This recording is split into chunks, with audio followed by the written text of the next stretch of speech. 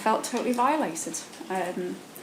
You know, I'd written these words and thoughts at the most desperate time in my life. And most people won't have to experience that. And it was my only way of communicating with Madeleine. And for me, you know, there was absolutely no respect shown for me as a grieving mother or as a human being, or for my daughter. And it made me feel very vulnerable and small. I rang her phone. Yes. And it clicked through onto her voicemail, so I heard her voice. Yes. And it was just like I jumped. She's picked up her voicemails, Bob. She's alive. And I was just, it was then, really. Everybody wants to know how his texts are signed off. He would sign them off at DC in the main.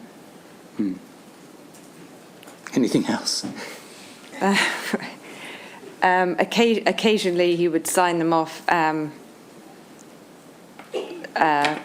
LOL, lots of love. Actually, until I told him it meant laugh out loud, and then he didn't sign them like that anymore. The only person who would lawfully be able to listen to the message is the lady in question or somebody authorised on her behalf.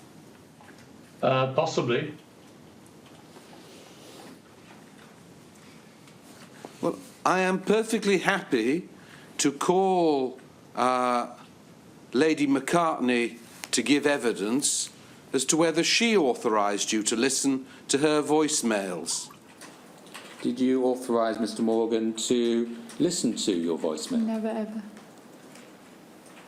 And have you ever played to Mr. Morgan or authorised him to listen to a recording of this or any other voicemail left on your messaging system? Never.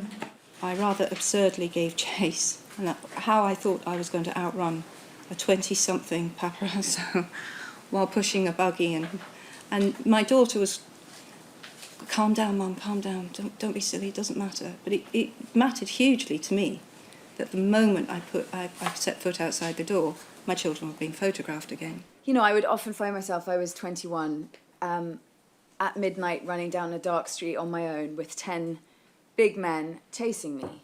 And the fact that they had cameras in their hand meant that that was legal. But if you take away the cameras, what have you got? You've got a pack of men chasing a woman, and obviously that's a very intimidating situation to be in. As they say, we're going to run a story about you.